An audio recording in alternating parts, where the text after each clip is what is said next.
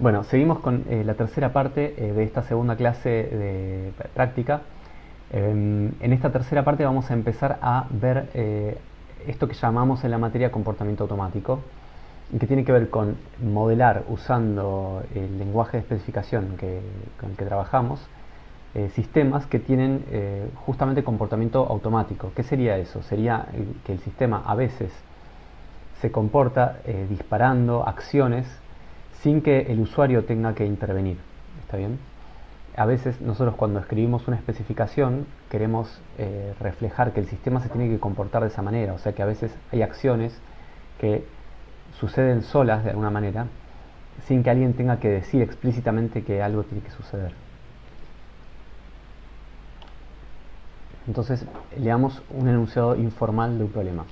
El enunciado informal dice que uno quiere especificar el comportamiento de una fábrica de empanadas que está totalmente automatizada, y a medida que las empanadas van encontrándose listas, o sea que van cayendo, lo vamos a llamar, eh, las empanadas van saliendo de una máquina, caen y van quedando en una caja para empanadas. La caja tiene capacidad para 12 empanadas y cuando la caja se llena, automáticamente, y acá fíjense que es donde aparece la palabra clave automática, esa caja automáticamente se despacha y se reemplaza por una caja vacía. Y nos piden que lo que vamos a querer saber es, primero, cuántas cajas se despacharon en total, en toda la historia, y por otro lado, cuántas empanadas hay en la caja que está actualmente abierta. ¿Está bien? ¿Cuántas empanadas va a poder haber en la caja que está actualmente abierta? ¿Puede haber 0? Bueno, sí, porque puede ser que la caja esté vacía. ¿Puede haber 7? Bueno, sí, porque quizás cuando cayeron solo 7 empanadas hay 7 empanadas en la caja. ¿Podría haber 20 empanadas? Bueno, no, porque si hubiera 20 empanadas significa que la caja ya se tendría que haber llenado cuando cayó la duodécima empanada y en ese momento debería haber sido despachada esa caja y debería haber sido reemplazada por una caja vacía, ¿no? Y una pregunta más es, ¿puede haber exactamente 12 empanadas en la caja? Bueno, la respuesta es que no, porque si el enunciado dice que cuando la caja se llena, se despacha automáticamente. Entonces, si la caja ya tiene 12 empanadas, debería ser despachada, ¿no? Esa es quizás una sutileza que nos va a interesar. ¿Qué vamos a tener que definir para escribir esta especificación completa? Bueno, vamos a tener que escribir los observadores y la igualdad observacional, como siempre, que se va a desprender de los observadores. Vamos a tener que definir los generadores. Vamos a tener que definir las otras operaciones, si las necesitamos. Y vamos a tener que escribir los axiomas de todas estas operaciones, igual que habíamos hecho en la clase anterior. Entonces, cuando uno tiene un enunciado informal a un problema que está descrito de manera informal, lo que tiene que tratar de hacer es analizar ese problema descrito informalmente para tratar de entender cuáles son las partes esenciales, que son las que van a tener que quedar reflejadas en una especificación formal, y cuáles son las partes accidentales, que solamente dependen por ahí de cómo está escrito algo, porque el lenguaje es ambiguo y es impreciso y además a veces incluye detalles que no son realmente, no forman parte realmente de la esencia del problema, ¿no? Por ejemplo, ¿nos interesa identificar los gustos de las empanadas? Bueno, la respuesta es que en este contexto el enunciado informal que tenemos no habla en ningún momento de gustos, entonces no tiene sentido ponerse a especificar eso. Quizás, seguramente hacer eso sería sobreespecificar, ¿no? Sería decir más de lo que se requiere para resolver el problema. El problema de sobreespecificar es que limita las posibles implementaciones al problema, ¿no? O sea, si yo doy una especificación demasiado restrictiva, después el programador va a tener que implementar cosas que por ahí no hacían realmente falta para resolver el problema. Entonces, no tiene sentido hablar de gustos en la especificación. Bueno, ¿qué sabemos sobre las cajas? Bueno, las cajas sabemos que tienen capacidad 12, sabemos que cuando se llenan se despachan automáticamente, y lo que tenemos que saber es cuántas cajas se despacharon históricamente en total y cuántas empanadas hay actualmente en la caja. ¿Okay? Tengan en mente que este problema es muy sencillo, quizás a ustedes se les puede ocurrir un modelo muy simple a este problema. El objetivo del problema obviamente no es modelar una fábrica de empanadas realista, es más bien ilustrar algunas cosas que suceden en este lenguaje de especificación y también en muchos otros lenguajes de especificación cuando uno trata de modelar problemas que tienen este tipo de comportamiento, ¿está bien? Entonces tómenlo como algo ilustrativo y no como que realmente modelar el problema de la fábrica de empanadas es interesante o es realista, porque no lo es. Entonces a uno se le ocurre poner estas dos operaciones. Vamos a escribirlo. Tal fábrica de empanadas. Tiene como géneros fábrica, vamos a llamarlo. Y vamos a poner estas dos operaciones que se llaman cajas despachadas. Que da una fábrica a un número natural que nos dice cuántas cajas se despacharon en toda la historia de la fábrica. Y empanadas en caja. Esta es una operación que dada una fábrica nos da un número natural que indica cuántas empanadas hay actualmente en la caja que está en proceso, no sé cómo llaman, en la caja actual. Bueno, estas dos operaciones, primero, ¿qué deberían ser? ¿Deberían ser observadores, generadores, otras operaciones? Bueno, primero, obviamente generadores no pueden ser, ¿no? Porque los generadores serían operaciones que deberían una fábrica. ¿Serán observadores? ¿Serán las dos observadores? Recuerden que nosotros siempre aspiramos a que los observadores sean minimales. Entonces, puede ser que si uno de los observadores se desprende de los otros, de los demás, en este caso si, por ejemplo, si pudiéramos deducir el valor de este observador a partir del valor de este observador, eso querría decir que nuestros observadores son redundantes y entonces querríamos eliminar uno de los observadores de ese conjunto. En este caso, esta información no se desprende de esta información, o sea, la cantidad de cajas que se despacharon históricamente no se puede saber solamente sabiendo cuántas empanadas hay en la caja actual, y viceversa, o sea, tampoco puedo saber cuántas empanadas hay en la caja actual si solamente sé cuál fue el número de cajas despachadas históricamente. Entonces, estos dos datos no se pueden derivar el uno del otro y entonces, en principio, van a tener que ser observadores. Si yo pusiera, por ejemplo, este como otra operación, eso estaría mal, porque en la otra operación me estaría dando información que no voy a poder averiguar usando solamente los observadores. Entonces, por eso, sí o sí van a tener que ser los dos observadores, por lo menos por ahora. Y después vamos a querer poner generadores, ¿no? Vamos a tener que poder generar las fábricas de alguna manera.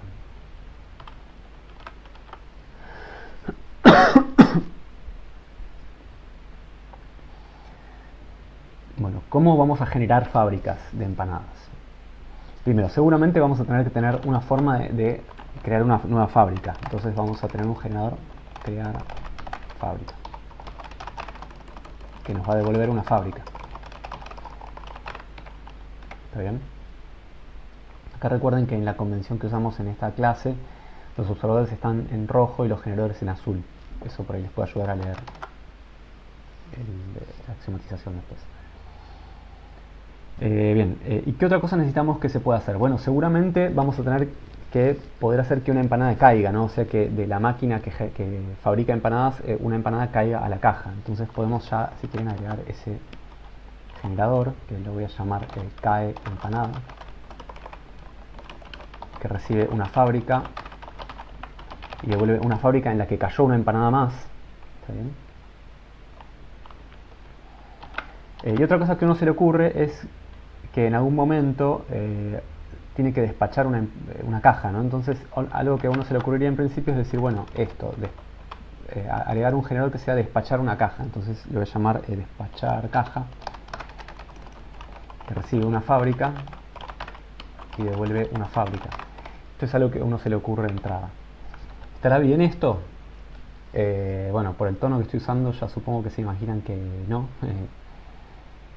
¿Qué es lo que tiene problemático? Bueno, primero, despachar caja está permitiendo que se despache una caja en cualquier momento, a pesar de que quizás la caja no está llena. Entonces a uno se le ocurriría decir, bueno, solo se puede despachar una caja cuando la cantidad de empanadas en caja de la fábrica sea exactamente igual a 12.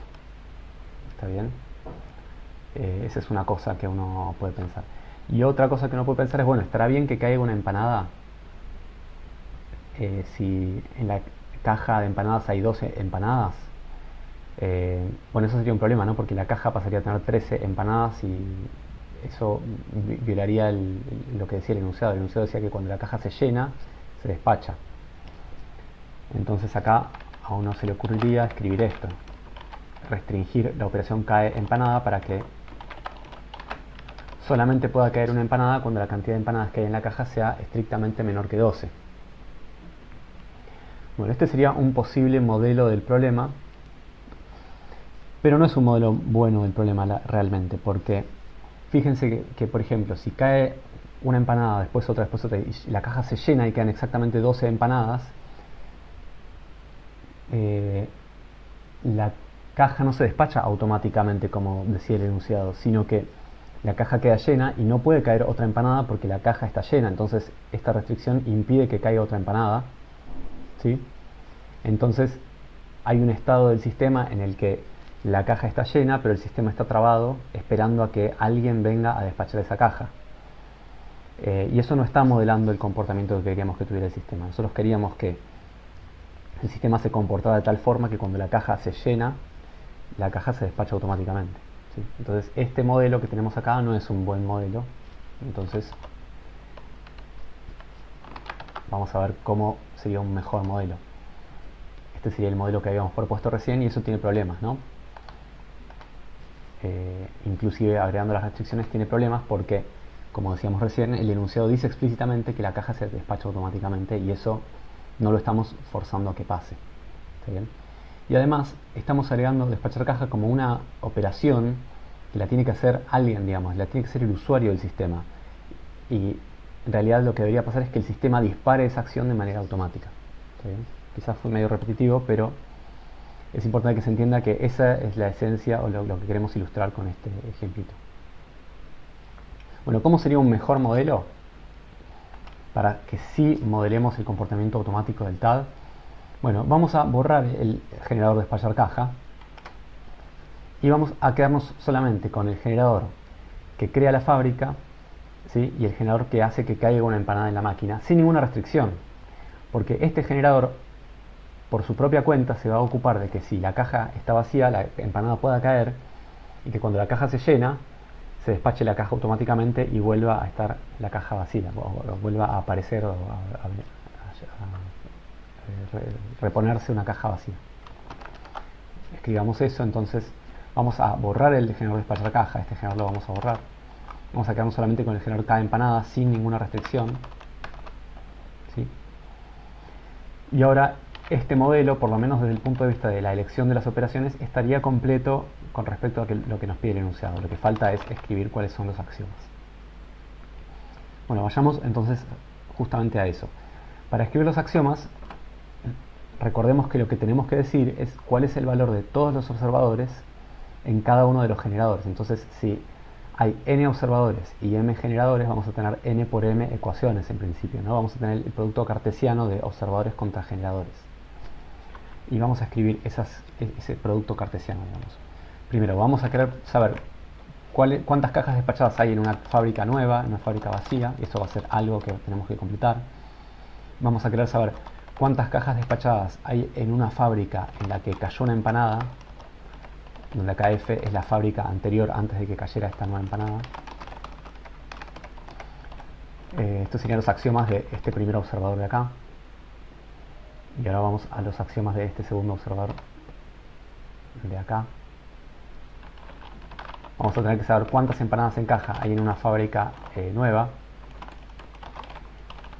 Y vamos a tener que saber cuántas empanadas hay en la caja en una fábrica que resulta de que caiga una empanada en F, donde F era la fábrica antes de que cayera esa última empanada. Bueno, vamos a tener que completar estas 4 ecuaciones. Completémoslas. Primero, ¿cuántas cajas despachadas hay en una fábrica vacía? Bueno, hay 0 cajas despachadas. ¿Cuántas cajas despachadas hay cuando cae una empanada? Bueno, acá la respuesta depende, ¿no? Yo seguro en la fábrica F ya había algún número de cajas despachadas, ¿sí? Y ahora, ese número puede ser que quede igual si cayó una empanada que no llenó una caja, o puede ser que crezca exactamente en 1, porque puede ser que la caja de empanadas tuviera exactamente 11 empanadas Y cuando cae la duodécima empanada, la caja se llena, se despacha en ese momento automáticamente y vuelve a haber una caja vacía. Entonces vamos a tener como cajas despachadas después de que caiga una empanada, la cantidad de cajas despachadas que ya había antes, más, y acá vamos a hacer un if.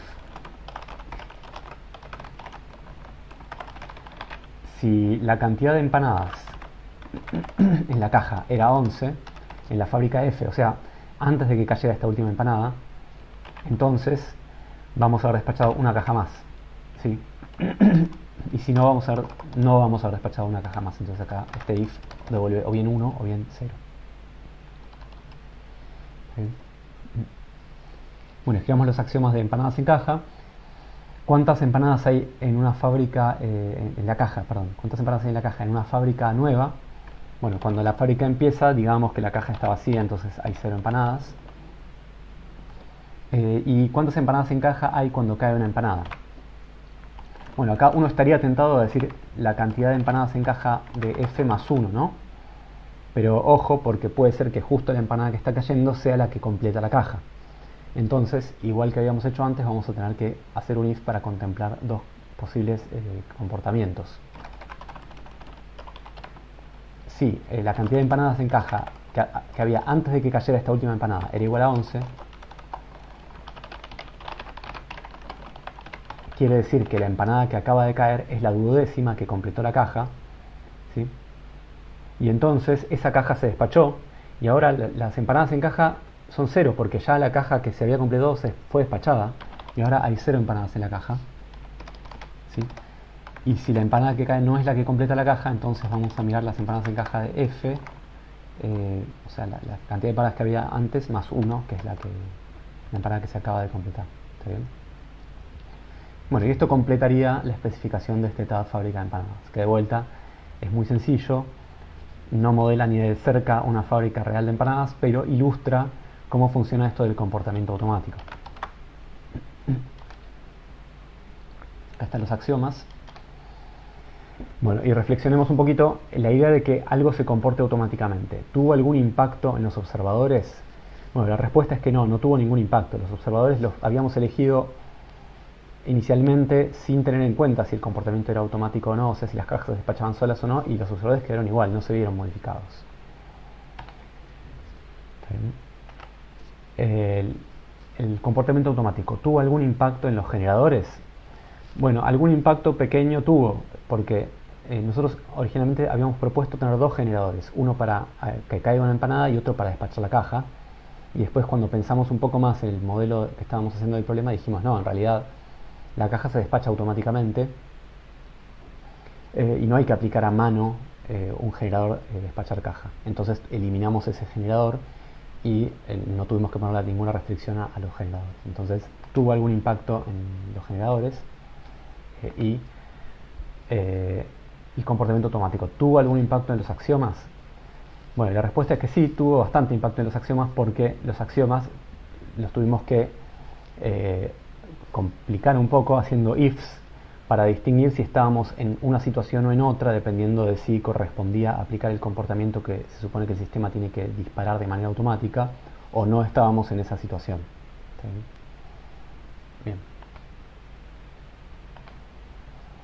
Entonces, como moraleja, muchas veces, bueno, en la materia muchas veces vamos a tener enunciados de ese estilo, pero muchas veces cuando uno quiere modelar comportamientos de sistemas, muchas veces esos sistemas tienen comportamientos que podríamos llamar automáticos, o sea que los tiene que disparar el sistema por su propia cuenta cuando detecta que se encuentra en alguna situación y no los tiene que disparar el usuario manualmente. Entonces, cuando pase eso, no vamos a nunca poner una acción manual para disparar ese comportamiento, ¿sí? No deberíamos permitir que exista un momento en el que una acción debería haberse disparado y no se disparó. Por ejemplo, en nuestro ejemplo de las empanadas, no puede pasar que haya una caja que tenga 12 empanadas y no se haya despachado. Eso en nuestro modelo inicial, cuando teníamos un generador para caer empanada y un generador para despachar caja, permitíamos que pase eso, porque caía una empanada, la caja quedaba llena pero sin despachar. Eso no deberíamos permitir que pase en general cuando modelamos comportamiento automático. O sea, no debe nunca existir una instancia en la que un comportamiento automático debería ser aplicado y no se aplicó. Y en general no deberíamos agregar restricciones que digan algo así como exigir que un comportamiento automático ya haya sido aplicado, porque el comportamiento automático se aplica siempre, ¿no? No tiene sentido pensar en que quizás todavía no fue aplicado y hay que aplicar un generador manualmente para aplicarlo. Bien, y entonces esas serían las moralejas de este pequeño ejemplo.